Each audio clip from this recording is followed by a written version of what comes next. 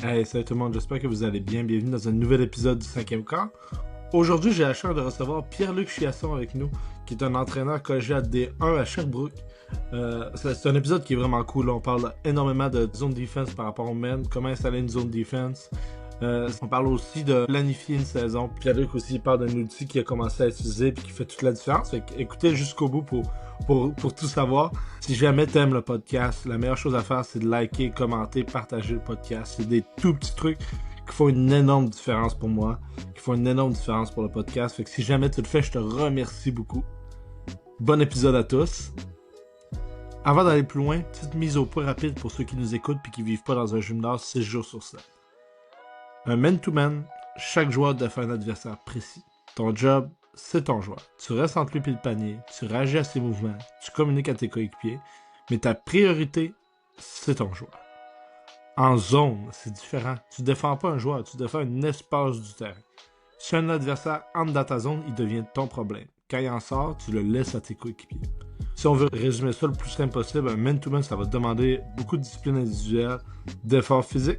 En zone aussi, il y a des efforts physiques et tout, mais là, on va demander encore plus de communication, d'intelligence collective, puis des habitudes qu'on doit aller travailler qui sont différentes du man-to-man. Je pense que je t'ai rendu ça le plus simple possible. C'est pas parfait comme explication, mais je voulais pas prendre trop de temps.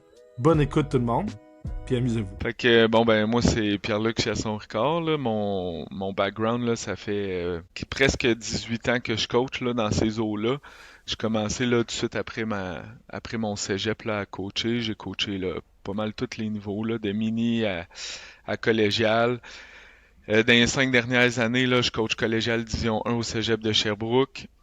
Je suis impliqué là avec la Fédé là dans les équipes du Québec, d'information. De formation, j'étais un prof en éducation physique, là, puis j'ai presque terminé ma maîtrise en gestion, là. Mon travail, là, c'est enseignant.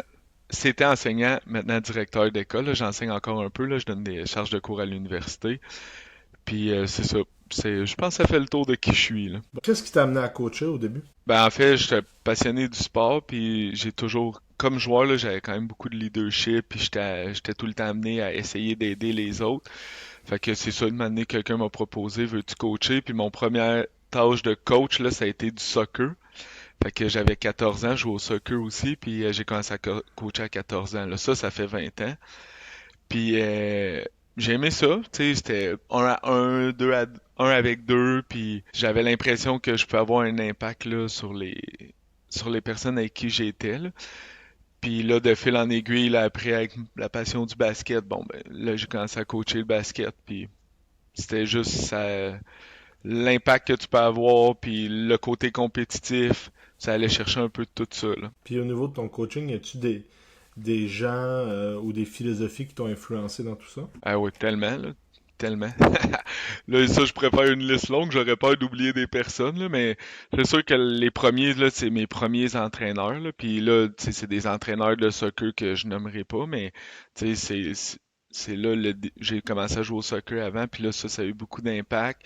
Puis après, tu sais, les coachs secondaires, tu sais, Ryan Letowski, c'était mon coach au secondaire, c'est sûr qu'il y a eu une tonne d'impact, là. Je serais pas la personne que je suis si c'était pas de lui. Puis après, là, une fois rendu coach, ben, il y a plein de coachs là, qui ont eu de l'influence là, sur moi, là, que ça soit mon Hugo Boisvert, Alejandro Asbani. Je veux dire, il y en a juste une longue liste, là. Tu sais, tous les gens que j'ai côtoyés là, m'ont influencé. Là. Je coach depuis 10 ans avec mon adjoint, il s'appelle Casey. Là, tu sais, je veux dire, veut pas, on s'influence. Puis c'est ça, il y a des choses que j'aime aussi du coaching puis du sport, c'est tu sais, ça donne des opportunités d'apprendre à tous les jours, fait que sur soi-même, puis fait que c'est sûr que tout le monde que j'ai côtoyé m'ont influencé, puis il y a des joueurs aussi là, qui ont influencé, là. On a tous vécu des situations hyper positives ou négatives qui t'amènent à changer puis à te développer comme personne. T'es un coach qui zone beaucoup avec ses équipes collégiales. Qu'est-ce qui a fait en sorte que tu zones beaucoup dans cette réalité-là? Bon, tout le monde me dit toujours ça. Je trouve ça toujours drôle, mais c'est vrai, mais en fait, l'an passé, c'est peut-être l'année depuis que je suis au cégep qu'on a moins le zoné pour plein de raisons dans le planif. On avait une planif là, plus sur 2 ans, puis on a fait des choix. Mais concrètement, pourquoi jaune, là? Ben, il y a plusieurs raisons. Premièrement, souvent j'entends, ah, le zone, ça nuit au développement. Moi, je suis pas vraiment de cet avis-là. Je pense que le zone, ça permet de développer des joueurs peut-être d'autres situations défensives sans les exposer. Puis je vais donner un exemple. Tu sais, l'exemple que j'ai en tête, là, c'est Étienne Gagnon là, qui joue à Bishop. Là. Fait qu'il était avec nous au cégep, puis quand il est arrivé, tu sais, au secondaire, super travail de où ce qui était, mais il était plus habitué à jouer en 5. Puis là, nous, on voulait le développer comme ailier. Fait que là, le fait de zoner, ça nous permettait de le jouer, exemple, sur un côté d'un zone 2-3 où il pouvait travailler ses 1 contre 1 défensif, mais souvent contre un ailier, parce qu'il se retrouvait jamais dans le défendre en haut du 3 points. Tu sais, ça donnait des meilleures situations pour lui de défendre le 1 contre 1. Fait que je pense que c'est une belle manière de progresser dans son développement sans l'exposer. Tu sais, si je reviens à l'année passée où ce que j'ai presque pas zoné, ben, il y a des joueurs où ce que, tu sais, là, il était obligé de défendre son 1 contre 1, sinon, ben, tu peux pas jouer versus dans le zone. Il faut que tu gagnes ton 1 contre 1, puis tantôt on pourra en parler. Tu es d'une situation qui est peut-être plus avantageuse pour être capable de le défendre. Là. Fait que c'est ça qui m'amène souvent à zoner. Je sais pas si ça répond, je pense que oui. Oui, ça répond assurément. Puis, t'as-tu...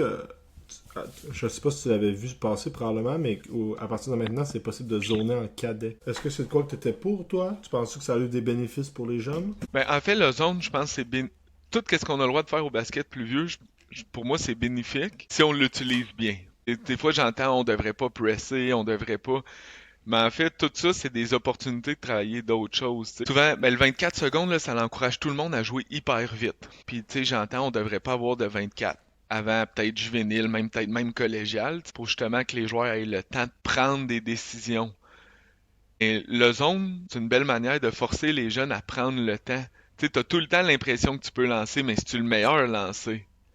Fait que tu sais, je pense que ça dépend comment tu l'abordes, puis qu'est-ce que tu travailles au travers de ça. Même chose, ça c'est pour qu'est-ce qui est toute l'attaque, parce que mettons, on va se faire presser, mais c'est juste pour gagner. Moi je me dis, hey, tant mieux s'ils nous pressent, c'est une opportunité de voir, on est-tu rendu des bons passeurs, on est-tu rendu des bons dribbleurs, on a-tu des bons concepts pour se placer, on est-tu capable d'exécuter. Mais là, mettons, on parle press zone 1-2-1-1, tu sais. Est-ce que tu es capable de faire ça? Puis de l'autre côté, le zone, puis là, c'est là où ce que je me dis aussi, ça dépend comment c'est fait. Tu sais, des fois, mais ça, c'est aussi bon pour le man-to-man. Si tu coaches pas ton man-to-man, tu progresseras pas, mais dans le zone, puis ça, c'est de quoi que je me tue à répéter, ça t'empêche pas de te développer comme défenseur. Je veux dire, dans ta zone, ton joueur, il a le ballon, t'es pas supposé d'être juste là, un piquet, là. C'est 1 contre 1 défensif. Mais souvent, on voit les joueurs qui restent dans leur zone, juste les mains levées. C'est pas ça, zoner, là. Ça, c'est pas du zone. Ça, pour moi, c'est l'équivalent de jouer man-to-man, mais rester debout puis pas aller d'un gap à côté de son joueur quand tu vois un match de mini. C'est pas du man-to-man, là. Tu sais, en zone, ça t'empêche pas de développer tous les concepts de défense sur la balle, défense à une passe de la balle, les rotations. Il peut y avoir des rotations d'un zone, là. Tu sais, puis moi, je le dis souvent, un bon zone, ça ressemble à un man-to-man, puis un bon man-to-man, ça ressemble à un zone. Fait que c'est vraiment bien plus qu'est-ce que tu mets comme concept, puis qu'est-ce que tu prends le temps de travailler, là. Fait que je suis pas contre du tout là, qu'il y ait du zone en cadet. En fait, je pense que c'est une opportunité. Ceci étant dit, quelqu'un qui ferait juste zoner ou juste jouer man-to-man, ou ça veut pas dire que c'est bon ou mauvais, ça dépend c'est quoi ses concepts, puis est-ce qu'il prend le temps d'apprendre tout ce qui est la technique, là, individuellement, comment je défends dans quelle situation. C'était bien expliqué d'ailleurs, on voit un petit peu ta manière de voir les choses, là, c'est vraiment cool. Qu'est-ce qui a fait en sorte que au niveau de collégial, tu zones beaucoup? Ben, comme je disais tantôt, tu sais, en fait, au secondaire, là, j'en ai pas tant que ça. Puis quand j'étais arrivé au cégep, là, j'ai commencé à écouter, ben, à regarder beaucoup la NCAA, puis tu sais, à Syracuse, puis plusieurs d'autres, là, à Louisville, Rick Pitino, puis à regarder qu'est-ce qu'il faisait. Puis là, le monde m'a dit, ah, Rick Pitino zonait pas. Oui, Rick Pitino zonait des excellents zone press, puis des excellents zones peut-être, là, mais tu sais, on se souvient de lui pour sa défensive agressive. Tu sais, il y a plein de choses, des concepts super intéressants. Puis en fait, fil en aiguille, quand je coach, je pense tout le temps que les coachs, il faut se poser la question pourquoi on le fait. Fait que mon but, c'est de donner la meilleure opportunité aux jeunes d'avoir du succès dans toutes les phases, se développer individuellement et au basket. Puis là, on dit, on veut recruter des grands joueurs. Mais là, si tu fais 6 pieds 6, t'es pas capable de défendre un ailier, ben tu peux pas jouer, ou tu joues le 5, tu défends le 5. Fait que là, je me suis dit, OK, comment je peux aider des jeunes à se développer, à pouvoir être sur le terrain, que ça soit vivable, qu'ils se développent, puis qu'on puisse le jouer à la bonne position offensivement. Puis là, je reviens avec Étienne, mais tu sais, je m'en souviens encore, c'était dans mes premières années, il me dit, ah, mais moi, je peux jouer 5, je fais 6 pieds 7. Puis là, j'étais quand même, non, t'as toutes les habiletés pour jouer à l'attaque, reste juste à développer la défense. Tu sais, à court terme, ça faisait qu'il était moins efficace offensivement, mais si en plus il est pas capable de défendre, là, il vit aucun succès. Mais là, dans le zone, il est plus proche du panier, il pouvait continuer à rebounder. Ce type de joueur-là, de donner des opportunités. Fait que c'est ça qui m'a amené à développer le zone. Puis là, au début, tu sais, un des gros constats que j'avais, c'était souvent, on entendait, ouais, mais on n'apprend pas à défendre un contre un individuellement, la défensive man-to-man. Puis là, là-dessus, ben, tu vois, Rod à Bishop, il m'a, tu sais, quelques fois, on a eu des petites discussions, puis ça m'a fait réfléchir. Puis c'est ça qui m'a tenté avec le zone match-up, parce que je l'avais déjà vu ces équipes jouer des zones match-up. Puis là, ça m'a amené vers essayer ces choses-là. Mais à la fin, peu importe le type de zone, peu importe, c'est tes concepts. Puis là, j'entends, ah, si on joue zone, puis ça aussi, je veux le dire, mais j'entends, ah, si tu joues zone, l'autre équipe lance. Pas nécessairement, ça dépend de tes concepts. C'est juste que souvent, on voit des zones, tout le monde referme la clé. Mais c'est comme jouer man-to-man, gros d'un gap, on vient vite en aide, on ferme la clé, l'autre équipe va lancer. Man-to-man, ça veut pas dire qu'il n'y aura pas de 3 points, puis zone, ça veut pas dire qu'il va y avoir des 3 points, là. Ça dépend de tes choix autour de ça, là. Fait que ça m'a amené justement à me dire, bon, comment je peux développer les joueurs, puis là, je considérais que le zone, c'était une belle avenue. Puisque tu commences à en avoir vu quand même beaucoup, c'est quoi les erreurs les plus communes par rapport à l'enseignement de tout ce qui est la zone, là? Les trois erreurs, là, la première, c'est comment on défend le ballon. Que ça soit man-to-man ou zone, il faut que tes concepts de 1 contre 1 défensif soient clairs. Parce que trop souvent, les jeunes que je vois qui jouent zone sont juste là dans leur zone. Ça se peut que ça soit ça tes consignes, c'est ça tes consignes, pas de problème. Mais tu laisses une tonne d'espace à l'attaquant. Puis l'attaquant, il veut faire quoi souvent contre le zone? Prendre le temps d'aller chercher des bonnes lignes, aller attaquer des espaces libres. Pour moi, c'est avantageux. Ça, c'est ma perception, mais faut que tes consignes soient claires. Selon moi, il faut que tu sois agressif sur la balle. Première chose. La deuxième, une des grosses difficultés quand tu zones, je pense, c'est rebounder. C'est dur de prendre des rebonds défensifs. C'est dur de savoir qui frapper. Fait que ça prend du temps à pratiquer. Mais en fait, le plus gros défi, c'est que tout le monde regarde le ballon. Puis on va prendre un exemple. Le lancer se prend à gauche du panier. Ben, le rebond, il risque d'aller à droite. Toi, tu regardes à gauche. Fait que quand il lance, c'est qui tu vois? Tout le monde en avant de toi pour aller boxer. Mais en fait, ton réflexe, ça devrait être de te tourner puis aller boxer le prochain en arrière. Fait que ça, là, honnêtement, ça, c'est de quoi qui prend beaucoup de répétitions. Versus en man-to-man, c'est facile, tu cherches ton joueur, puis c'est clair. En zone, il y a un lancer, tourne-toi de bord, qui que tu frappes. Ça, c'est pour moi le deuxième défi. Puis impliquer les gardes là-dedans, là, ça inclut les gardes, peu importe la zone, si c'est 3-2, 2-3, 1-3-1, les joueurs en haut, souvent, ils s'impliquent pas. Puis pour moi, le dernier défi, c'est de ça. Tu sais, souvent en zone, c'est, on va dire, le classique, c'est comment je défends ma zone, mais ça va être aussi toutes les situations d'urgence qu'on travaille toujours en man-to-man. Fait qu'en man-to-man, tu te fais battre. Qui vient en aide, c'est clair, puis c'est quoi les rotations en arrière. Mais c'est la même chose d'un zone. D'un zone, quand quelqu'un se fait battre, c'est qui vient en aide, puis c'est qui fait les rotations. Fait que ça, c'est de quoi souvent qui est négligé selon moi. Puis là, c'est pour ça que j'en reviens à, tu sais, tantôt je te disais, souvent on dit, l'autre équipe va lancer, mais je m'en fous. Si tu zones pour que l'autre équipe lance, ça peut être un bon plan. En fait, ça se peut que tu dises, mettons, tu joues à 2 en avant, ben s'il drive au centre, c'est l'autre garde qui vient en aide. Mais là, tu libères l'autre spot de garde pour lancer. Puis c'est parfait. Mais ça se peut aussi que tu dis, hey non, c'est pas toi qui viens en aide. Toi, tu vas rester matché sur le joueur de ta zone, puis s'il te bat, ça va être le centre du zone parce que j'ai un gars de 7 pieds qui défend le panier. Fait que tu sais, ces règles-là de rotation qui vient en aide, ça pour moi, là, c'est. Ben, en fait, tu me demanderais c'est quoi les 3 choses les plus importantes en man-to-man, je t'aurais dit même affaire. C'est ça, je partais pour dire, c'était mon prochain point, c'est que là, tous tes points, c'est des points qui sont cruciaux aussi en man-to-man, là. Oui, Mais même parce que tu sois en zone ou en man-to-man, c'est la même chose. Les concepts sont un brin différent, mais un bon zone, ça ressemble à un man-to-man, puis un bon man-to-man, ça ressemble à un bon zone. Fait que c'est pour ça.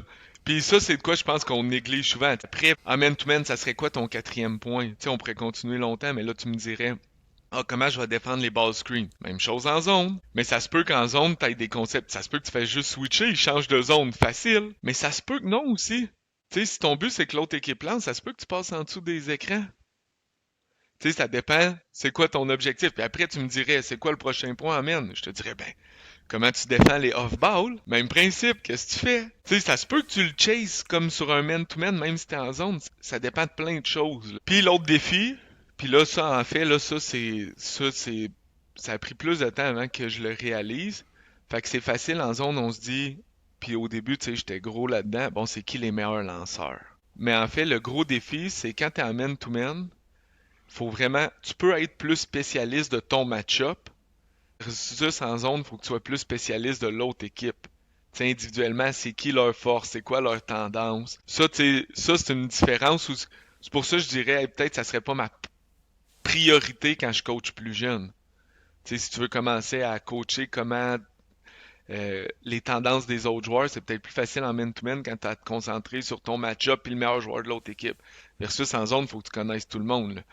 Le numéro 10, il lance. Le numéro 14, c'est un passeur. Quand il drive, hey, on vient pas en aide.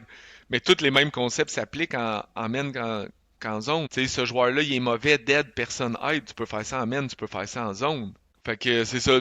Puis, en tout cas, je pense que ça répond à la question. Puis, tu vois, j'avais même pas réalisé avant, mais ça va être les mêmes points d'emphase. Non, c'est vraiment bon, mais c'est cool quand même de voir le côté aussi de se faire expliquer en mode. Tu sais, c'est quasiment un man. Ça se ressemble beaucoup, beaucoup. C'est la seule vraie particularité, c'est que tu suivras pas ton joueur si.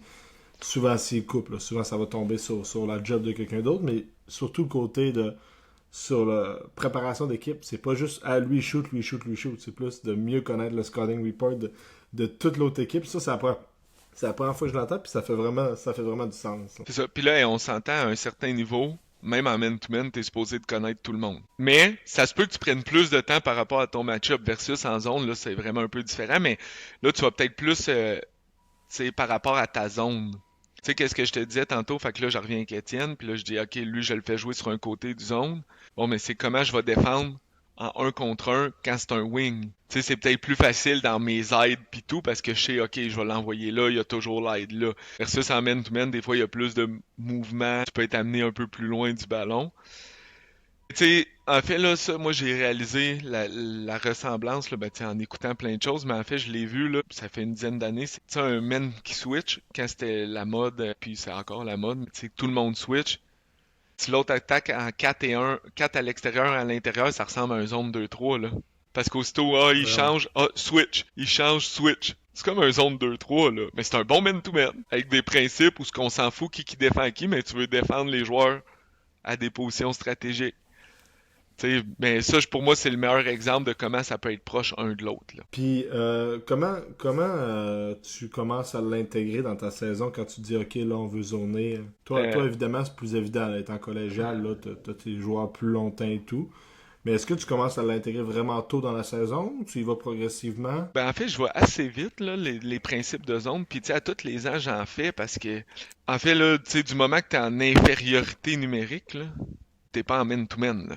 Si tu me dis je suis man-to-man, ça veut dire que tu laisses un joueur tout seul. Mais oui, t'es en man-to-man, t'as un joueur qui en défend deux, mais pour moi, c'est pas loin du zone. Fait qu'assez rapidement, c'est quoi j'intègre, puis parce qu'il y a plein de drills que j'aime où ce que tu peux travailler le passing, que tu peux travailler justement finition panier dans en même temps que travailler des concepts de zone. Là, exemple 3 contre 2 continu. Pour moi, qui est pas un drill de fast break, là, c'est un drill où ce que tu travailles tes concepts d'espace, de passe, défensive de zone, un qui défend le ballon, l'autre le panier, puis là, dépendamment comment tu le fais, il y en a qui vont dire, ah, tu suis la première passe. Il y en a qui vont dire, pour moi, on est dans des concepts de zone, là, plus que de man-to-man. Puis si tu vas être dans des concepts de fast break, ben, ça prend quelqu'un qui poursuit en arrière parce qu'il y a une fin, un fast break, là, versus le zone, ça peut être à l'infini. Fait que, tu sais, j'aime gros ça, 3 contre 2 continu, 4 contre 3 continu, 5 contre 4 continu. Puis là, ben, ça me permet de voir nos principes de zone. Puis éventuellement, ces principes-là vont au minimum servir à si on veut jouer une défensive mixte. Fait que là, mixer men et zone, là, ben ça, on a eu la chance déjà d'en parler, là. Et ça, je pense, c'est un must, là. C'est de quoi qui est super simple à mettre en place. Un jour, tu pourras te faire ton auto-podcast puis parler de quand tu l'as fait cette année. Mais tu sais, ça permet, tu sais, défensive mix, des fois, il y en a qui me disent, ah, ok, mais c'est quoi ça va donner comme avantage? Mais ça te permet peut-être de jouer fermé sur des joueurs puis d'avoir les bons joueurs dans les bonnes zones défensivement. Fait que mettons que tu fais un box and one, mais tu peux le faire en losange, puis le mettre ta fille en dessous du panier, ta grande qui manque de mobilité ou ton gars. Ben là, ça permet d'avoir, tu sais, ça te permet de jouer différemment, dépendamment de tes objectifs. Est-ce que je ferais ça pendant une saison complète? Pas nécessairement, mais un bon défensive mix, Ça peut ressembler à un man-to-man, ça peut ressembler à un zone, avec des concepts sur certains joueurs fermés. C'est juste que là, tu dis, toi, tu vas juste avoir une responsabilité joueur-là, puis les autres, on va défendre en équipe. Mais on a tous déjà vu une équipe qui joue man-to-man sur un joueur fermé. Puis là, si on l'a moins vu, c'est de quoi qu'on voit moins, mais d'un zone, tu peux jouer fermé sur un joueur. S'il y a un hyper lanceur puis qui est dans ta zone, ça se peut que toi tu viennes jamais en aide puis que tu ailles fermer le joueur. Plus difficile à faire. Mais tu sais, une équipe qui travaille le zone beaucoup, là, dans certaines années, ça fait plus longtemps, là, où ce que je journais 70%, 80% du temps, ben on était capable d'identifier le lanceur et d'aller le fermer. Est-ce que des fois il se ramassait tout seul? Ouais, comme d'un man-to-man, ça arrive. C'est ça. En tout cas, je sais pas si ça répond, j'espère, mais. Non, non, à 110%, je parle pas beaucoup parce que j'écoute, je veux suivre le flow de la conversation, mais oui, oui, ça explique bien. Là. Puis, au niveau de... T'as commencé un petit peu à en parler. De la manière que tu réussis à l'enseigner, tu me dis que tu commences beaucoup par le travailler en attaque en surnombre, puisque on est sûr que ça va créer un petit peu ça. Comment tu fais au niveau de ton vocabulaire? Si tu veux nous parler un petit peu des drills aussi que tu mets en place, tu en as parlé de quelques-uns, t'en as-tu d'autres? Ben là, tu sais, en fait, là, je commence avec ces concepts-là, parce que pour moi, peu importe quand, ça prend quelqu'un, zone ou mène, hein? Ça prend quelqu'un sur le ballon, puis ça prend quelqu'un qui défend le panier. Ça va, fait que, tu sais, c'est des concepts qu'on peut voir dans les deux situations, là. Comment tu défends sur le ballon, que tu sois en zone ou en mène, là, j'ai mes concepts, je pense pas que c'est, il y en a, bon, je pense qu'il y a des mauvais concepts, mais je pense qu'il y a beaucoup de bons concepts. Fait que les miens sont pas meilleurs que ceux du voisin, puis vice-versa, ça dépend de ma philosophie puis qu'est-ce que je veux. Puis, Puis je là, pense aussi que ça dépend beaucoup de ta réalité des choses. Hein. Ouais, souvent, collégial, en plus, tu as la chance de pouvoir construire un petit peu plus ton équipe par rapport à ce que tu veux. Des fois, au secondaire, tu subis un petit peu plus par rapport à ton bassin, par rapport à ton école. Ça change beaucoup les philosophies là, que tu peux avoir défensif. Hein. ben en fait, Offensif aussi, d'ailleurs. peu importe le niveau, je pense qu'il faut que tu tiennes compte de ton bassin de joueurs. Puis ça peut avoir un impact sur les choix que tu fais.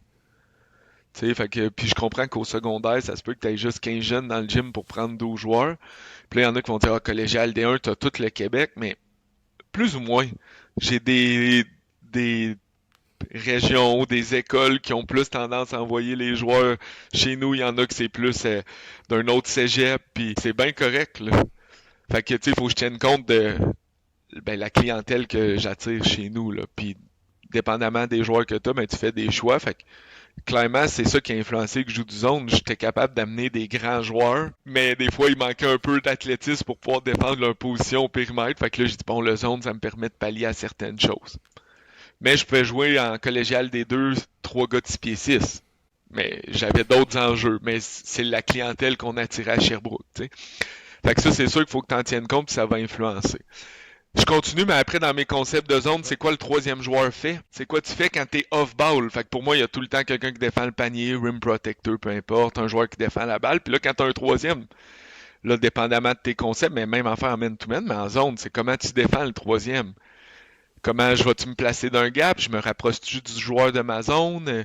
Comment je vais venir m'impliquer si, mettons, lui qui est rim, il doit faire une rotation? Fait que là, c'est tous ces concepts-là.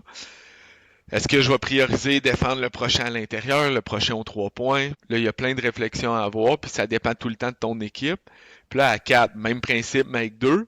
Puis quand j'arrive à 5, là, on est ailleurs. Tu sais, ça dépend de la zone que je vais jouer. Fait que là, tu sais, tout le temps, qui défend le ballon, comment on défend off-ball, qui défend le panier, nos rotations, mais aussi, est-ce qu'il y a des situations où on va venir bumper? Fait qu'exemple, dans une zone 2-3, si tu regardes, exemple, Syracuse, les alliés, ils viennent jouer hyper haut, puis eux, ils vont défendre les lanceurs aux 3 points. Mettons que moi, je défends le garde, il y a une passe.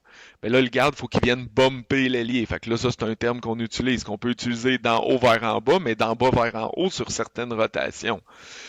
Là, après, il y a tous les angles. Comment tu fais ton close-out? C'est quoi tu veux empêcher? Puis ça, même comme d'un man-to-man, hein? Puis je vais revenir souvent avec ça, mais tu sais, quand tu fais un close-out d'un man-to-man, là, Félix, qu'est-ce que tu vas enlever? L'achat. Parfait. Mais il y en a qui vont dire le drive, Mm-hmm. puis il y en a qui vont dire la passe. Faut que tu fasses un choix, tu peux pas tout enlever. Dans le zone, c'est la même affaire. Fait que là, d'un zone 2-3, ça se peut que je dise, OK, mon wing, la première chose que t'enlèves, c'est le lancer, deuxième, la passe dans le coin. Pour pas créer une rotation. Fait que j'accepte qui drive. Fine, j'accepte qui drive. Mais c'est comme d'un man-to-man. Des drives, qui vient en aide? Le centre zone, le garde en haut. Ou, en man-to-man, le premier dans le gap. Le rim, lui qui défend le dernier joueur de l'autre bord. Peu importe tes règles, faut que ça soit clair. Puis en fait, ça, c'est une autre chose. Au début, j'essayais de jouer différent entre mes règles de main puis zone, puis maintenant, j'essaie de les rapprocher.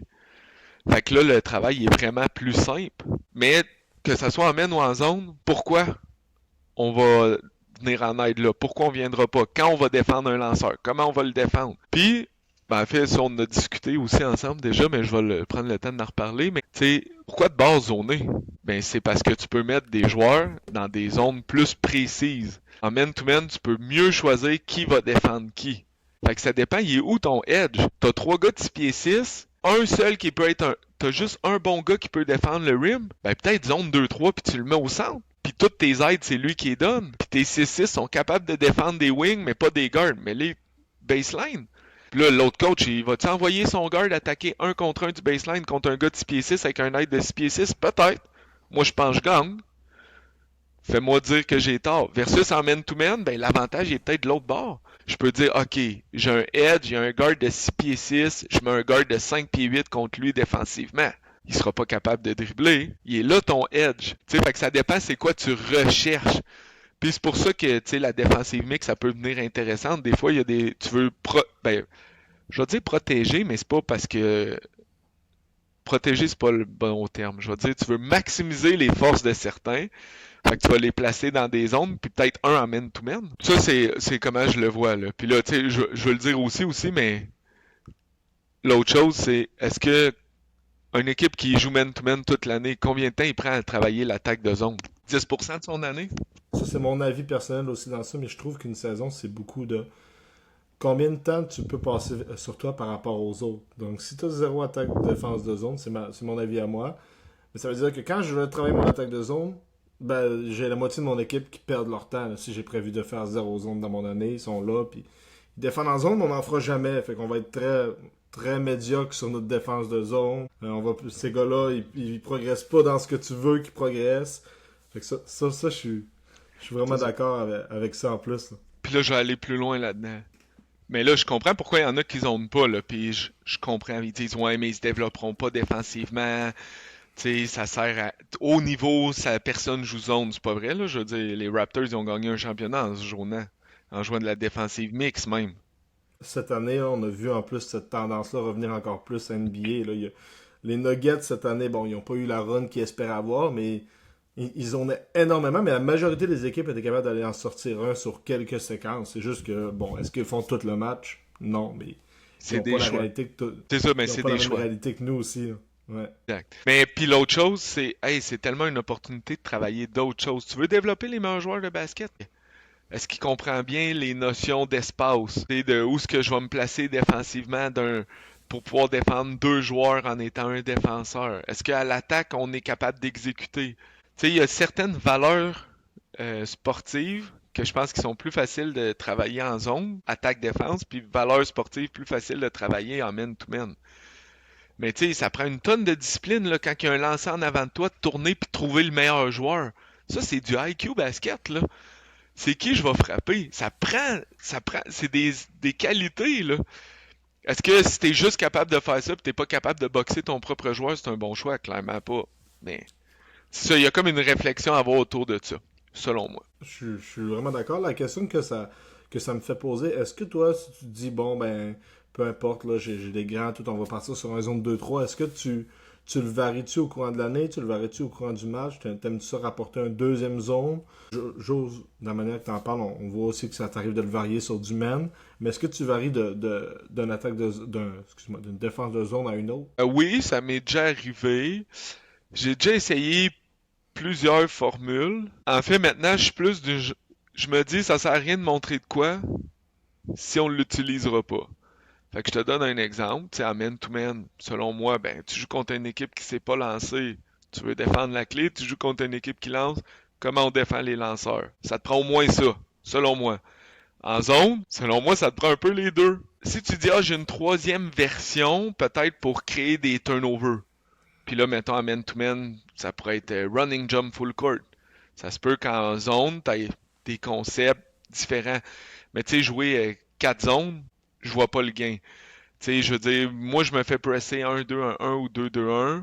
j'espère que mon press break peut attaquer les deux press. Ça va être des principes. Fait que là, on va essayer d'aller, mettons, surcharger. Peu importe le zone, comme peu importe le man-to-man, t'espères que ça réponde à tout. Fait que, tu sais, une manière, ça sert pas à avoir plein de versions. Fait qu'en général, on attaque dans nos pratiques au moins 2 types de zones différents, plus défensive mix. Un petit peu. Si on n'en fait pas beaucoup, je pense pas que ça prend beaucoup de temps à acquérir, mais le jour où que tu te fais jouer une défensive mix, si tu sais pas quoi faire, ça peut être plus tough. Puis je le dis tout le temps, il y en a qui me disent, ouais, mais on va jouer à 4 contre 4, pas de problème.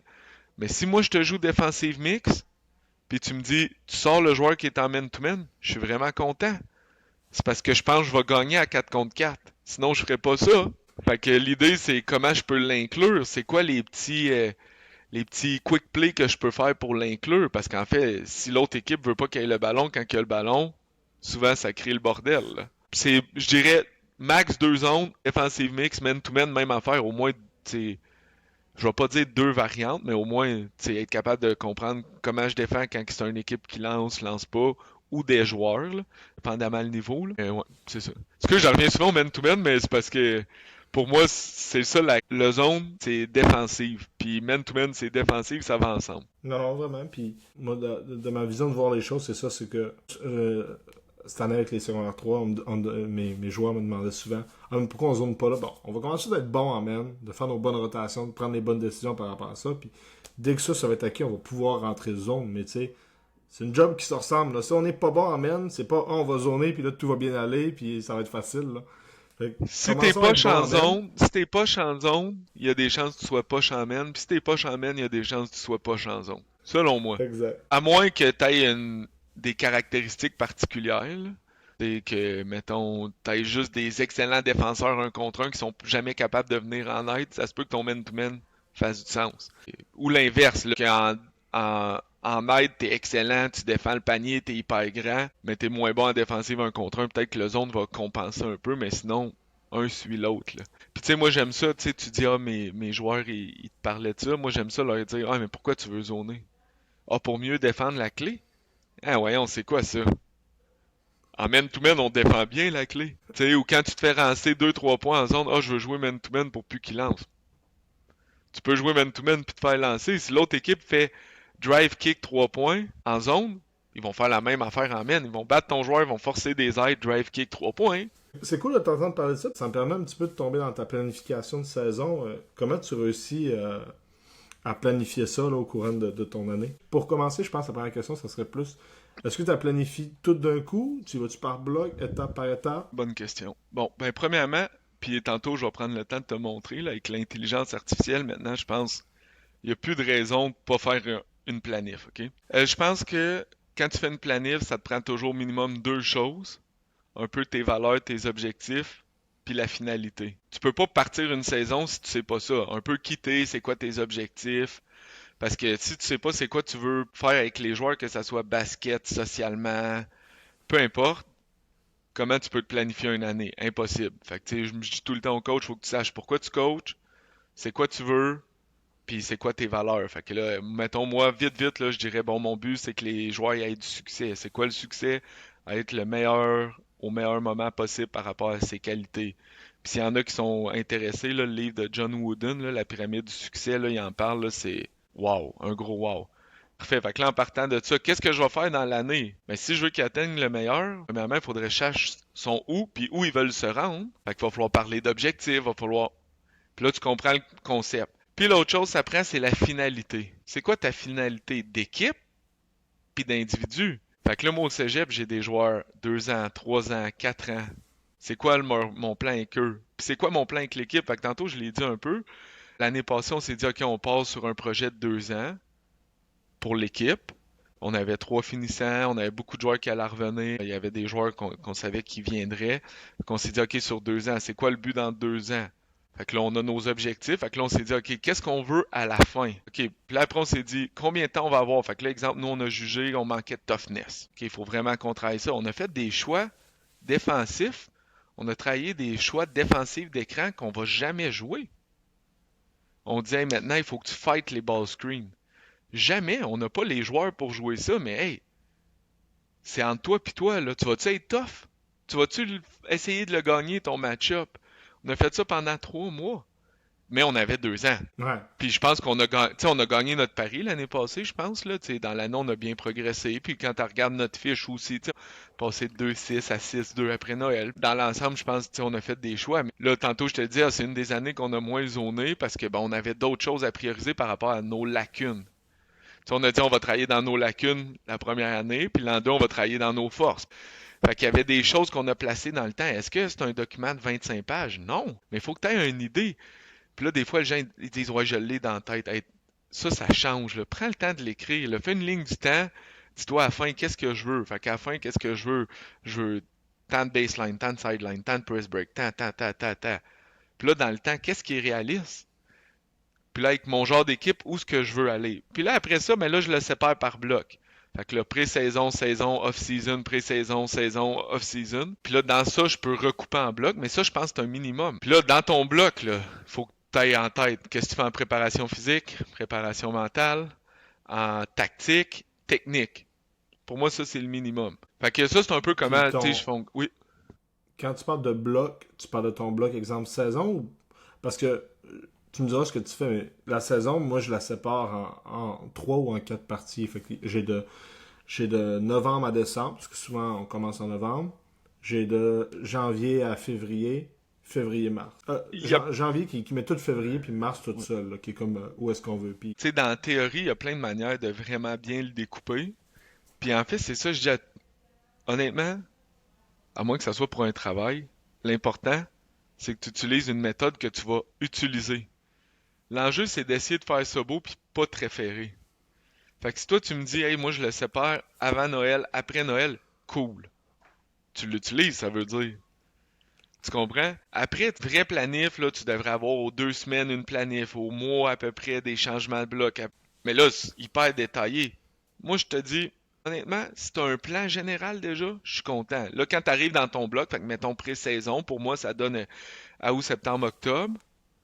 C'est 10 semaines. Déjà, j'ai un bloc, puis tu sais, je vais te le partager. Fait que, tu sais, puis ça, c'est un minimum, puis à partir de ça, c'est super facile de monter mes pratiques, parce que ce document-là, en fait, c'est un document de référence. Fait que là, je peux me revenir puis me dire, ah, je suis rendu là. Mais je peux aussi dire, ah, je suis rendu là, mais j'ai pas eu le temps. Fait que tu vois, là, mettons à partir de la semaine du 25, tout ce qui est avant, fait que là, ça, c'est notre bloc préparation basket. Avant, c'est préparation physique, là. Fait que depuis une couple de semaines, c'est en préparation physique. Puis là, tu vois, là, j'ai laissé quelques pages, mais c'est mon playbook que les joueurs ont.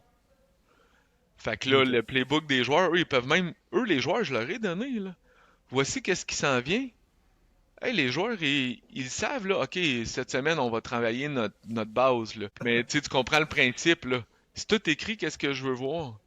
Puis là, ben oui, on va voir les baselines avant qu'on va jouer une série de matchs. Ça nous permettre de voir, on a-tu des défis, des choses à travailler. Puis là, j'en monte pas 60 non plus. Tu sais, les écrans, comment on va les défendre. Mais ça, c'est pas long à faire. Si tu sais qu'est-ce que tu veux à la fin, là, tu peux le mettre dans le temps. Puis là, après, je vais avoir ma partie, mettons, octobre à Noël. Fait que là, il y a d'autres choses qui vont s'ajouter. Euh, à ça, mettons, j'ai la même affaire avec mes skills. Fait que là, lui, c'est plus le collectif. Mais j'ai la même affaire avec mes skills. Avec mes skills, fait que là, on a, mettons, 3 points d'emphase pour l'année. Fait que, par exemple, cette année, on veut travailler shooting, passing, finition panier. C'est énorme, là. Et ça, c'est 1 heure et demie, 4 fois par semaine, là. Tu comprends? Ça veut dire qu'il nous reste 1 heure, 4 fois par semaine pour, le collectif, là, qui est le reste. C'est le choix qu'on fait. Mais on va se concentrer là-dessus. Mais là, dans le shooting, il y a mes points d'emphase. Qu'est-ce que je veux travailler? Qu'est-ce que je veux voir? Tu sais, après, je la redécoupe, même principe, là. Moi, j'ai eu je vais dire un trip, un moment donné, là, de mettre par écrit pendant le COVID, là, tout qu'est-ce que je faisais, là. Tu sais, je me suis fait c'est quasiment 200 pages, là, pour, mettons, shooting, c'est quoi mes points d'emphase, ainsi de suite. Je pense pas que c'est nécessaire. Tu sais, c'est pas une obligation. Ça peut aider, mais c'est pas nécessaire. Mais dans ta saison, il faut que tu le saches, quand je vais faire shooting, c'est quoi je vais travailler. Tu peux pas juste dire, ah, shooting. Là, je vais te repartager une autre chose. Tu sais, des fois, on se dit, OK, mais c'est quoi mes points d'emphase? Ça devrait être quoi? Maintenant, avec l'intelligence artificielle, là, on peut faire n'importe quoi. Après, là, il faut pas prendre tout comme du cash.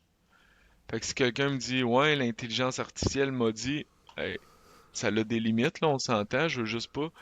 Puis qu'est-ce qu'il faut faire attention, c'est que n'importe qui peut tu sais, avoir accès à qu'est-ce que tu fais, sauf si c'est des applications payantes, là. Fait que, mettons, moi, tu sais, tu pourrais déposer, mettons, ton livre de jeu, mais si t'as pas l'application payante, ça se peut que ça ressorte à quelqu'un d'autre, là. Mais tu sais, je te donne un exemple, OK? On va prendre du coach cadet, Juvénile cette année. juvénile. J'entraîne juvénile.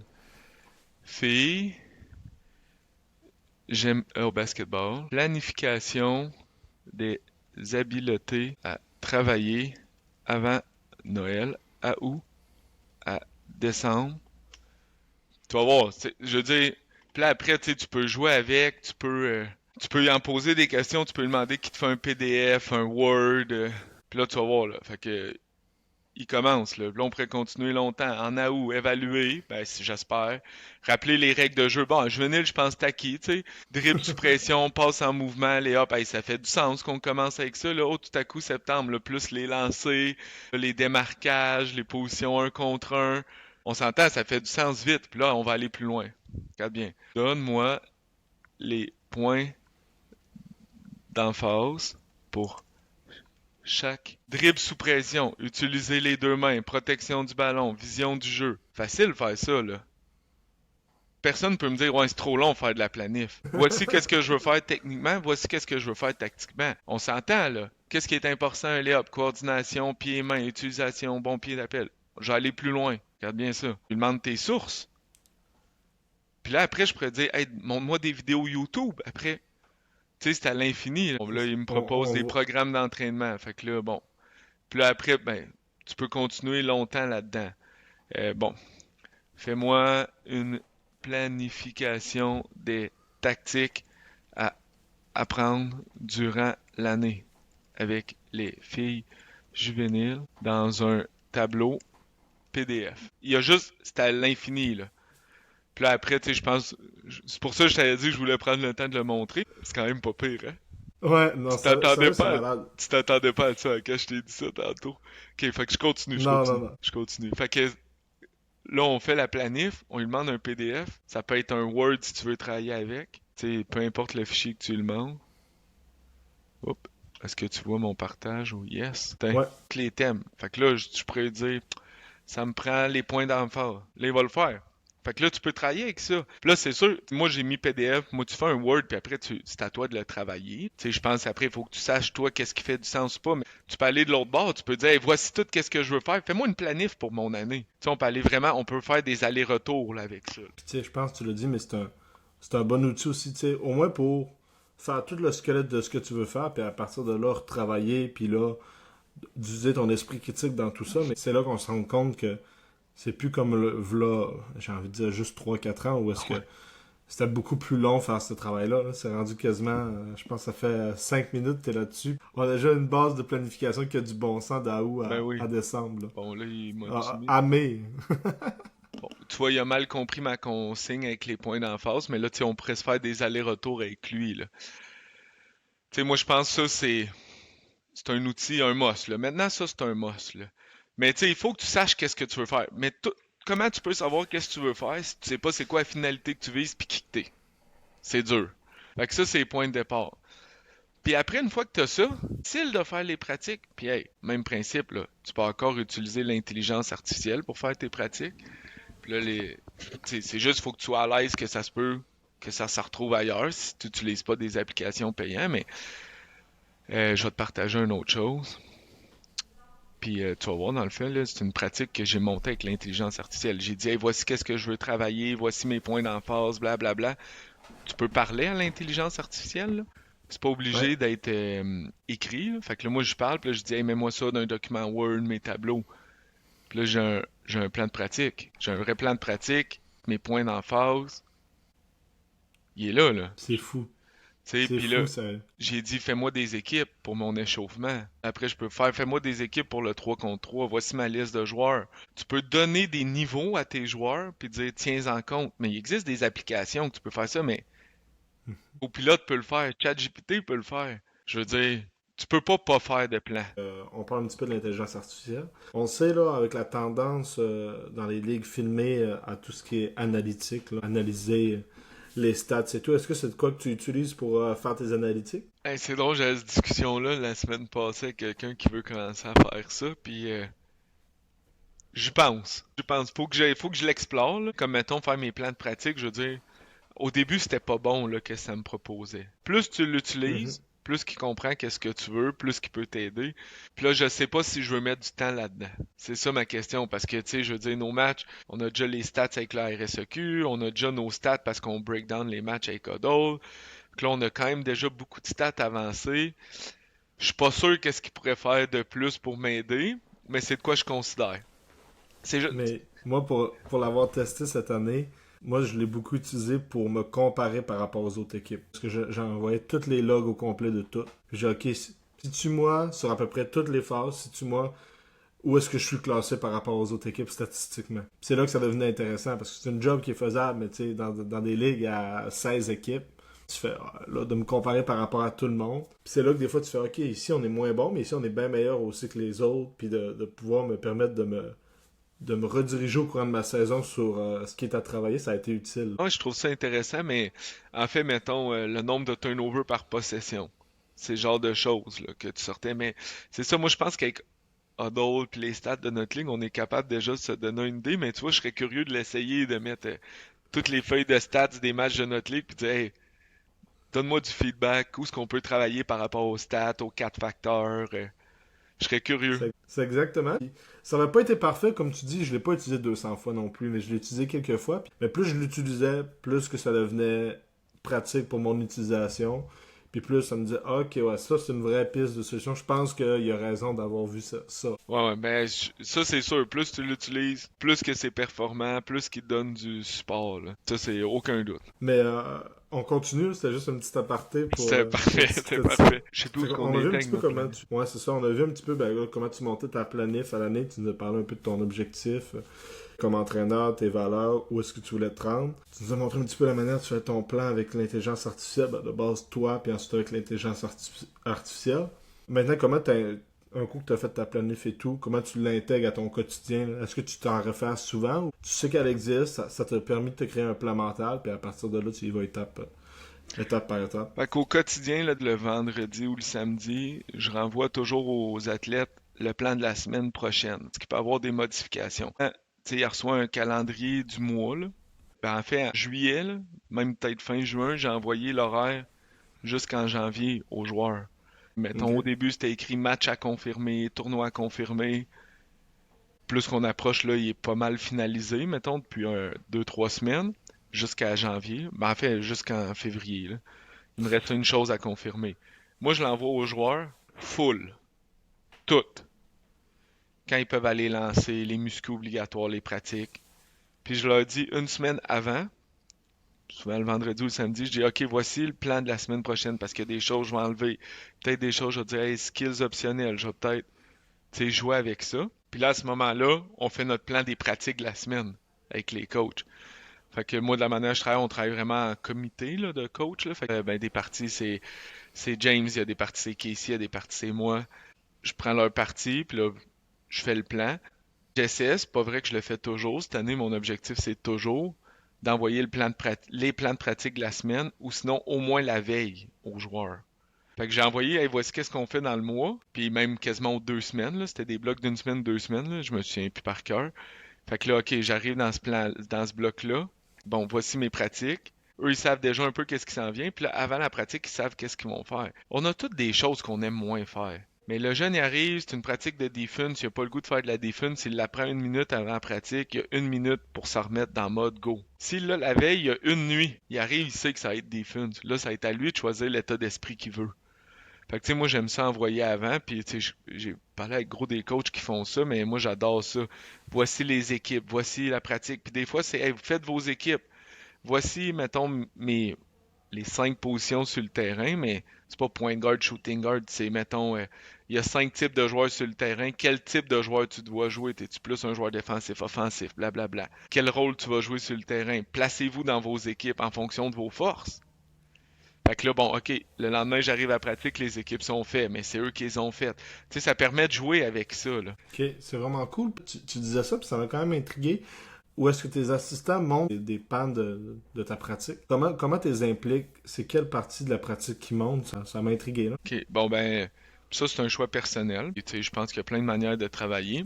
Mais en fait, il y a un an, je me suis gros intéressé au football. Tu sais, ils ont 50 joueurs puis 25 coachs. Là, j'exagère, là, mais plein de coachs. Puis tout le monde a l'air tellement impliqué dans le staff de coach. Puis là, je me suis dit, il y a de quoi qu'on a à apprendre de ça. Puis quand c'est commencé, j'ai commencé en disant, OK, ben, toi, tu vas être coach, tu vas t'occuper des inbound, puis exemple, rebounding. Toi, tu vas t'occuper, puis là, je leur laisse, mais il faut que je leur laisse du temps, c'est eux. Tu sais, fait que là, ça a commencé de même, puis maintenant, je suis complètement ailleurs, en fait, pour plein de choix personnels, sportifs. Tu sais, comment on s'est séparés? J'ai un adjoint qui gère l'offense, un adjoint qui gère la defense. C'est moi qui ai les inbound, c'est moi qui ai la culture d'équipe, c'est moi qui ai rebound, c'est moi qui ai la planif. Plein de raisons. Fait que tout ce qui est collectif offense, puis toutes les skills. Tout ce qui est collectif offense, c'est un coach. Voici le temps que tu vas avoir à peu près par semaine, puis c'est quoi ton plan? Qu'est-ce que tu veux voir quand? Il choisit rien tout seul, je choisis rien tout seul. On travaille en équipe, là. Mais je pense qu'on est bien plus efficace parce que quand lui, il coach l'offense, crime. Moi, je vais coacher. Est-ce que tu sprintes le coin du terrain? Parce que ça, c'est culture. Tu comprends? Moi, je vais coacher. Est-ce que tu vas au board offensif? Puis j'ai fait ce choix-là parce que, ben, au travers des années, je considère que ça, c'est peut-être qu'est-ce qui est un peu moins motivant comme coach, des fois qu'on peut négliger, que là, je me suis dit, à la place de le donner, maintenant, je vais le prendre. Puis les skills, j'adore, là, tout ce qui est le développement des joueurs, là. Mais, tu sais, d'une pratique, quand on parle de l'offense, c'est facile juste penser à l'offense. Puis là, ben là, c'est plus facile de se conditionner, moi, à dire, je vais gérer ça, la culture, là, que dire, hey, oublie pas.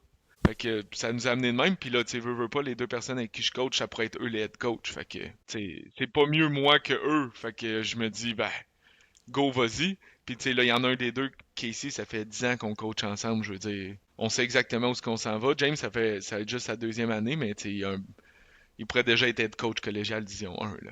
Que, je veux dire, là, je les laisse dans des choses qui trippent, qui sont 200% engagés, puis moi, je vais gérer des choses dans quoi je suis 200% engagé. Puis, il y a personne qui va me convaincre que c'est mieux tout seul. Puis, si tu n'utilises pas les forces de tes adjoints, ben, ou en tout cas, si tu les impliques pas, ben, tu travailles tout seul. T'es tout seul, t'es 100 heures. À 3, si on met toutes 50, on donne 150 heures. Fait que, tu sais, je peux pas être convaincu, mais après, ça amène tout, là. Ça amène toute notre vidéo. On a un coach qui break down nos matchs, qui sort des clips de nos matchs. Plus en lien avec la culture, puis tout ça. On a un coach qui clip les vidéos des autres équipes, les tendances des joueurs. Le coach qui gère l'offense, clip tout ce qui est offense collectif. Lui qui clip defense, tout defense. Moi, je clip quoi? Culture, des feedbacks individuels plus comme, hey, là, ça n'a pas de bon sens. Ouais, vas-y. J'aime vraiment ça.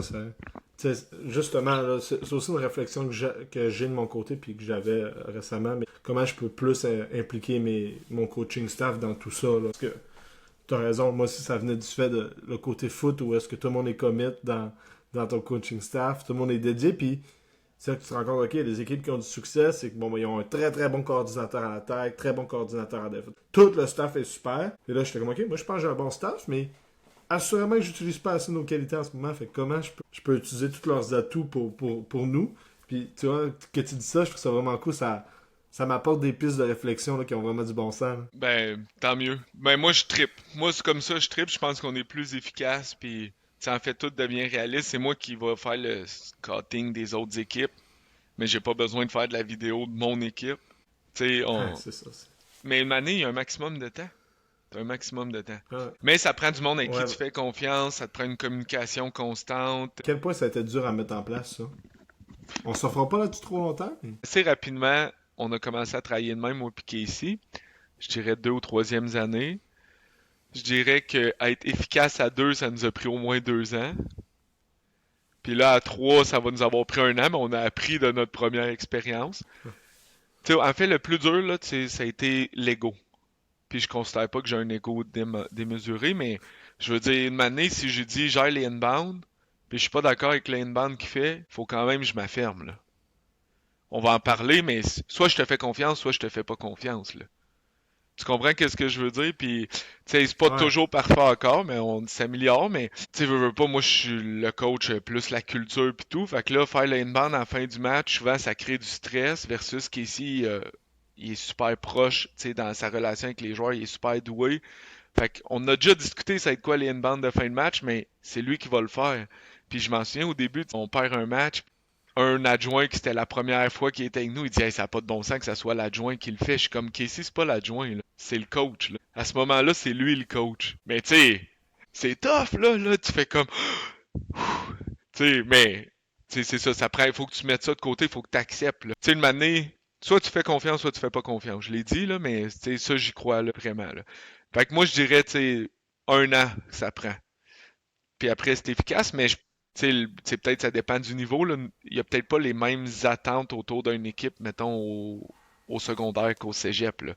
Parce que c'est plus loin que juste dans le match. Là. C'est le recrutement aussi. Là. Quel type de joueur tu recrutes, ça a un impact sur tout. Là. Puis moi, j'avais eu cette discussion avec Loïc où est-ce qu'il y a une tendance un petit peu à avoir plus une mode là, d'avoir absolument le head coach qui vient de recruter, sinon on ne veut pas. Est-ce que ça joue un rôle, toi, ça, ce côté aller en présentiel? Est-ce que lui en fait? Est-ce que c'est juste toi? Est-ce que... Ben, c'est majoritairement moi, avec le coach des deux. Je comprends qu'est-ce qu'il dit. Il a raison pour certains joueurs. Mais tu sais quoi? Pourquoi moi, il faudrait que je te veuille plus que toi, tu veux venir? Ça serait ma question. Tu sais, puis je le dis tout le temps, là, puis quand je recrute aussi, tu sais, si je prends le temps de te parler, c'est parce que je t'ai intéressé. Si quelqu'un te parle, c'est parce qu'on est intéressé, mais tu veux pas un joueur qui veut pas venir. Tu sais, en étant à Sherbrooke, au début, on était souvent un plan C, mais je suis pas intéressé. Je vais préférer un joueur qui est sur le plan A, engagé, puis tout, puis tu sais, il y a des kids, des fois, je reçois des messages, je suis impressionné. Eux, ils partent avec un pas d'avance, là. T'sais, mais je comprends là qu'est-ce que tu me dis, puis je veux pas dire c'est pas vrai qu'est-ce qu'il t'a dit, mais j'ai un autre feeling par rapport à ça. Pour moi, c'est un indice de genre leurs attentes puis leur perception. Une année, tu sais, je veux dire, moi, des fois c'est pas le directeur du cégep qui vient me parler là, des fois c'est l'adjoint, là. Puis je suis pas trop cool pour parler avec l'adjoint. Là. Ça, c'est un peu ma vision. Parce que si t'es trop cool pour parler avec l'adjoint, ça va être quoi quand tu vas être chez nous? Nous, on coach à 3, là. Ben, on est 6 coachs, mais il y a 3 coachs qui prennent. C'est des coachs, là. Ça va être. Qu'est-ce que ça va être, là? Tu sais, puis moi, tu sais, ben, je te l'ai dit, tu sais, je suis directeur d'école. C'est pas tout le temps ma big boss qui vient me parler, là. Des fois, c'est l'adjoint ou le directeur de service. Je dis pas, hey, excuse-moi, moi, je vais parler avec le gros patron. Je pense qu'une année, il y a comme de quoi à apprendre là-dedans, là. Je te dis pas que je recruterai pas un joueur qui dit ça, mais ça se peut que je fasse comme, hey, là, ça m'impressionne pas, là. Puis, tu sais, il y a des joueurs, dans mon expérience dans le recrutement, premièrement, on recrute d'abord l'individu avant le basket. Il faut un certain niveau de basket, mais l'individu. Puis en fait, en mes 5 dernières années, toutes, on va dire, mes erreurs de coach, ça a été de pas prendre de temps assez avec des jeunes à les connaître avant qu'ils viennent chez nous. Tu comprends? Une année, Ok. pour moi, ça vient avec. Mais s'il dit, ah, c'est pas obligé de prendre assez de temps, c'est pas obligé d'être moi, là. Je veux dire, James, il coachait nos équipes d'été, puis il était avec les jeunes tout l'été. Tu sais, mettons, dans les équipes civiles à Sherbrooke. Je veux dire, à toutes les fois, comment il se comporte. Fait que c'est pas obligé d'être moi, une maintenant on travaille en équipe. Versus ceux où ça a été plus vite, que je connais moins, qui avaient peut-être des potentiels de fou, ben ça a été des déceptions des fois. Là. C'est ça, c'est mon feeling. Je sais pas qu'est-ce que t'en penses, mais je sais que t'es pas dans cette réalité-là, mais c'est ça, tu sais, c'est sûr Non, que. mais moi, je reste que... Je pense que tu l'as dit, faut que le jeune, il veut venir chez vous. Faut que ça soit un bon kid, faut qu'il veuille venir chez vous, puis par la suite, bon, il y a toujours le niveau de basket qui doit être requis et tout, mais à partir de là, c'est possible de faire quelque chose d'intéressant avec le joueur puis avec ton équipe. T'sais. Moi, je veux toujours être philosophie. On va le faire en équipe, mais il faut que tout le monde veuille gagner, il faut que tout le monde veuille devenir meilleur, il faut que tout le monde veuille être là. C'est ça. Moi, mon mot que j'aime mettre dans l'enfance, c'est le vouloir. C'est ça. Fait que moi, je suis quand même là, je suis quand même assez d'accord, mais je trouve ça quand même cool d'avoir la réalité d'un petit peu tout le monde, discuter avec les autres, Puis tu sais, puis par rapport à tout ça. je le dis souvent aussi, puis tu sais, dans le recrutement, ça m'est arrivé plusieurs. Moi, je suis du genre à dire, je vais pas juste dire t'es grand, t'es beau, tu cours vite, puis t'es bon. Parce qu'une année, c'est peut-être vrai, mais c'est bien plus compliqué que ça, arriver dans une équipe. Là. La majorité des recrues jouent en bas de 12 minutes dans notre ligue. Là. Puis là, toi, t'en joues 35. Ça va être tough, là. Puis là, tu vas peut-être être à l'extérieur de ta ville, te faire. Ça sera pas facile. Tu sais, on va pas se compter de mentir, puis Tu sais, c'est arrivé des fois, puis j'enlève rien à personne, mais tu sais, d'un jeune qui vient puis qui me dit, ah ben écoute, je vais jouer plus dans une autre place, puis je suis quand même, l'autre cégep, il est 2 fois meilleur que nous. Moi, je te dis, tu joueras pas beaucoup. J'espère que c'est vrai. Mais tu sais, tant mieux si tu viens pas, parce que c'est pas ça, je veux pas que tu viennes parce que tu vas jouer 20 minutes ou 25. Je veux que tu viennes parce que tu crois au projet, là. Quand tu vas venir, ben, on va travailler pas juste le basket, mais on va travailler comment tu te comportes, comment, tu sais, puis le jour où que tu vas partir du cégep qu'un coach universitaire va venir te voir, ils vont dire wow, quel gentleman. Tu sais, puis là j'ai en tête un joueur, mais tu sais, pour moi ça c'est l'exemple aussi justement, c'est ça qu'on veut, tu sais. J'ai un jeune qui il a toujours voulu jouer ses équipes du Québec, il a jamais tout le temps coupé d'un dernier, puis là cet été il jouait Brookwood. Puis quand le coach me dit hey wow, quel kid. Genre, mais tu sais, il jouait pas énormément, mais avec eux, mais tu sais, pour lui c'était comme l'équipe du Québec. C'est pas ça, mais pour lui, c'était comme ça, tu sais, la grosse équipe. Puis là, il dit, il- le coach me dit, wow, tu sais, son comportement, puis tout, il dit A++. Je me dis, crème, hey, là, on a de quoi. Tu sais, c'est ça que tu veux quand tu finis ton cégep, tu vas être un homme, agir comme un homme, être capable d'accepter ton rôle, accepter. Puis, de l'autre côté, faire tout pour l'améliorer si c'est ça que tu veux, tu sais. Puis ça, pour moi, c'est le plus beau cadeau que je peux avoir tu sais, de travailler au cégep, là. Super. Je terminerai sur quelques petites questions éclairs, mais le but c'est juste d'avoir deux, trois idées globales. Ton drill préféré Mon ou drill l'exercice que tu préféré? fais le Ouais, plus? ben ça dépend pour travailler quoi. Mon drill préféré en général, là, mettons l'exercice que j'aime le plus jouer, là, c'est 4 contre 4 contre 4, mais avec des règles différentes en fonction de qu'est-ce que je veux travailler. Parce que je pense que c'est optimal dans le temps d'engagement, dans le sens, tu sais, il y a 4 contre 4 d'un côté, il y a une équipe qui est au repos, fait que c'est un bon moment pour donner du feedback. Pendant ce temps-là, l'autre côté, il joue à 4 contre 4, tu touches quand même souvent le ballon, en tout cas, tu es plus à proximité du ballon, sans nécessairement, tu sais, avoir un spacing qui est pas réaliste. Fait que là, quand on travaille ball screen, off ball screen, plein de concepts, même nos offense, souvent si on travaille des parties de nos offense, on va les faire à 4 contre 4 ou 3 contre 3, là, ça pourrait être 3 contre 3 contre 3. Là. C'est vraiment le drill que j'utilise le plus. Puis là, quand on va ajouter les phases de transition, on fait la même affaire qu'une équipe à l'extérieur. Fait que ça, c'est vraiment un des exercices là, que j'utilise le plus au quotidien. Là. Pour travailler Super. prise Puis de décision, skills ou des concepts tactiques. Là. ma seule question par rapport à ça, c'est quand tu travailles en 4 contre 4 ou même en 3-3, si tu veux travailler quand même avec une personne inside, comment tu fais? Exemple en 3 contre 3, est-ce que tu dis bon ben il y aura personne inside ou Ben, fait que tu sépares ton terrain? bonne question, je vais couper mon terrain. Et ça se pourrait que je joue, mettons, 3 contre 3, mais tu peux pas aller plus loin que la largeur de la clé, là, fait que j'enlève un tiers du terrain. Pour moi, ça donne à peu près l'espace dans lequel tu joues 3 contre 3, là. Mais si je joue avec un inside, souvent ça va être plus 4 contre 4, mais ça serait le genre de choses que je ferais, là. Fait que, mettons, on joue dans les prises de décision quand on joue avec l'intérieur, comment donner à l'intérieur, mais ça pourrait arriver qu'on joue, mettons, à ben, 4 contre 4 ou 3 contre 3, puis là qu'on coupe le terrain. Puis là, tu sais, on peut jouer avec plein de règles. Là. On veut travailler les passes, pas de dribble. On veut travailler les ball screens. On parle tout le temps qu'un ball screen. C'est dépendamment qu'est-ce que tu veux travailler puis les lectures que tu veux travailler. Un concept tactique que tu aimerais voir plus souvent. Pas nécessairement de ton côté à toi, mais sur les matchs que tu vois au niveau du secondaire ou même collégial. En fait, je pense que c'est plus un concept technique que j'aimerais voir plus souvent qui me vient en tête, fait que je vais prendre le temps de le dire, là, mais finir à 2 pieds avec contact. Puis en fait, moi j'ai un drill qu'on a fait, tu sais, l'an passé, c'était un de nos défis, là, finir autour du panier. Là. C'est qu'on faisait 6 à 7 minutes à toutes les pratiques. Là. Justement, où ce qu'on attaquait, on mettait, ben, finir et défendre. Pour moi, c'est les deux ensemble, j'aurais dû dire, mais on partait un joueur à l'opposé du panier qui venait, tu sais, aussitôt que le joueur se mettait à dribbler, il venait, puis là, lui, il fallait qu'il finisse 2 pieds, qu'il aille prendre contact, finir.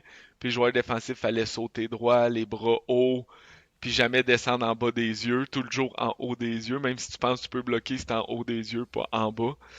Mais ça, c'est deux choses que je pense qu'il y a énormément place à l'amélioration. Là. Souvent, on voit éviter le contact, mais juste finir 2 pieds, prendre contact, finir, puis le joueur défensif d'être capable de sauter droit. Ça, on voit pas ça souvent, mais ça, je pense, c'est plus technique que tactique. Là. Je me demande si ma question, je la changerais pas plus pour un concept technique que je trouve vraiment cool à avoir comme avis. Ben, parce que, tu sais, en fait, tactique, ça dépend tellement du style. Tu sais, parce que quand tu Ouais, m'as c'est dit ça. ça, j'ai pensé à plein d'équipes, puis j'avais plein de réponses différentes. Tu sais, quand en fait, puis tu sais, mais je n'ai parlé souvent, j'en reviens souvent au comment tu te comportes toi, tu sais, fait que comment tu finis. Tu sais, je pense que c'est là qu'il faut se rapprocher, là. Fait que C'est pour ça que c'est la première chose Bon. qui m'est venue en tête, puis j'ai vraiment hâte de faire mon drill où ce qu'on travaille ça. Puis, je terminerai avec. Ben, t'en as parlé quand même un petit peu, mais c'est quoi les joueurs que c'est quoi les qualités que tu recherches le plus chez un joueur qui veut venir jouer chez vous? Ben, l'engagement, pour moi, c'est une priorité. Tu sais, faut que je sente que c'est un joueur qui veut venir faire partie d'une famille, qui veut venir, qui veut venir grandir avec un groupe, qui veut, tu sais, d'une famille, tu partages les fardeaux puis les réussites. Fait que, tu sais, il faut vraiment qu'il rentre dans ce concept-là. C'est les deux premières choses, là. Puis là, après ça, bon, toujours, est-ce qu'il peut le plus grand, le plus vite, le plus lanceur, mais ça, c'est mes deux premiers critères. C'est pas le fun. Quand il y a quelqu'un qui est à l'extérieur du groupe, c'est pas le fun pour personne. Quand quelqu'un manque d'engagement, c'est pas le fun pour personne. Puis en fait, si je dirais la troisième chose, là, c'est qu'il fait preuve d'intelligence. Puis là, tu sais, je veux pas dire il y a du monde niaiseux, mais tu sais, moi j'en reviens souvent avec ça, avec même avec les athlètes. Je dis, tu sais, quand t'es intelligent, quand ça fait deux fois tu fais de quoi, puis que t'arrives à un résultat que t'aimes pas, tu le fais pas une troisième. Fait que pour moi, ça c'est de l'intelligence, là. Puis tu sais, après, quand t'es intelligent, tu fais preuve d'intelligence collective, t'es capable d'accepter, hey, lui a des forces, j'ai des forces. Tu sais, tu fais preuve de raisonnement. Fait que tu sais, ça c'est vraiment les trois choses que je recherche là. Puis tu sais, de l'intelligence, ça veut pas dire sans à l'école, là. C'est pas ça, là. C'est vraiment, tu sais, cette capacité-là, justement, à se questionner, puis c'est ça.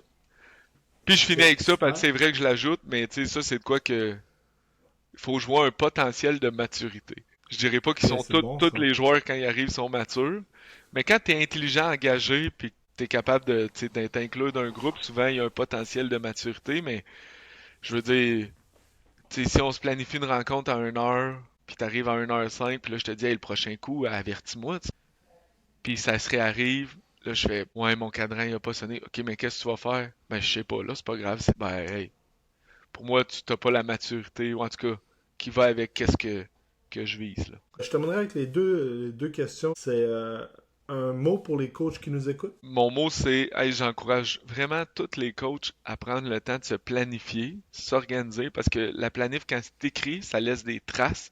Puis ça va te permettre de pouvoir dire qu'est-ce qui a fonctionné, qu'est-ce qui a pas fonctionné, puis c'est une des meilleures manières de progresser. Puis maintenant, avec l'intelligence artificielle, vous pouvez faire une planif minimale sur un an, 1 heure, 2 heures, puis avoir de quoi à quoi vous référer. Puis en fait, le temps que tu vas investir là, tu vas le sauver ailleurs.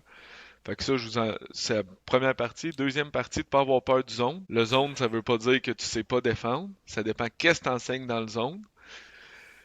Puis sinon, ben merci d'avoir écouté là. Je me sens toujours chanceux d'être invité ou à faire des, peu importe là, donner des cliniques ou autre là. Je suis tout le temps surpris d'être invité, mais ça me fait toujours plaisir de partager. Puis s'il y en a qui ont des questions, quoi que ce soit là, je suis toujours disponible là. Ben Félix, il m'avait écrit cette année un peu à l'improviste, on se connaissait pas vraiment, puis même pas pour le podcast, pour d'autres choses, puis j'ai pris le temps là, fait que n'importe quand là, c'est super riche pour moi aussi là, tous les échanges basket là, ça fait grandir tout. Vraiment, puis t'as pris le temps, puis t'as bien pris le temps. Là. On s'avait appelé, t'avais répondu à mes questions, tu m'avais challengé sur ma manière de voir les choses. Ça m'avait vraiment, vraiment aidé, puis j'avais vraiment apprécié ce temps-là que t'avais mis. Ma dernière question, c'est un mot pour les joueurs qui rêvent de se rendre collégial D1. Les joueurs qui rêvent de rendre collégial D1 ou peu importe le niveau, tu sais, je pense que qu'est-ce qui est le plus important, c'est ton savoir-être. Ça, c'est la base pour moi. Fait que comment tu t'entraînes, comment t'agis à l'extérieur du terrain, comment t'agis quand on ne te regarde pas. C'est ça le plus important. C'est pas quand on te regarde, c'est quand on te regarde pas. Puis en fait, l'autre chose, c'est je vous encourage, quand vous avez des ambitions, ben, d'avoir un plan, d'appliquer votre plan, mais aussi de pas hésiter à aller vers les gens. Fait que des fois, il y a des joueurs qui me disent, ah, j'aimerais ça jouer au cégep, mais tu sais, mais écris. Écris-nous, tu perds rien. Le pire qui va arriver, c'est on va dire, ah, on a un joueur à ta position, on n'a pas de place. Puis qui sait, peut-être c'est ça qui va faire la différence. Puis plus souvent qu'autrement, ça fait la différence quand que les jeunes prennent le temps, là. Fait que ça serait mes deux conseils pour les futurs joueurs. Super, je te remercie beaucoup pour ton temps. Merci beaucoup pour être venu sur le podcast. Ça fait plaisir. Merci à toi de m'avoir invité. Puis je me sens privilégié là, d'avoir pu faire ça avec toi. C'est déjà la fin de l'épisode. Je te remercie beaucoup pour ton écoute. Je remercie aussi Pierre-Luc pour la présence sur le podcast. C'est un épisode qui était vraiment cool, vraiment incroyable. Beaucoup de pistes de solutions pour les entraîneurs, beaucoup de pistes de réflexion, comment bien gérer tout ce qui est zone, comment bien préparer une saison. Si jamais tu l'as aimé l'épisode, je t'invite à liker, à commenter ou à partager l'épisode. C'est tous des petits trucs pour toi, mais qui vont faire une énorme différence pour moi. Fait que, si jamais tu le fais, je te remercie beaucoup de ton temps et du geste que tu as fait pour moi. Merci beaucoup. Dans le prochain épisode, j'ai la chance de recevoir Olivier Lebel, responsable à l'Académie Saint-Louis. Ça va être un super bel épisode aussi. Merci beaucoup. Salut tout le monde.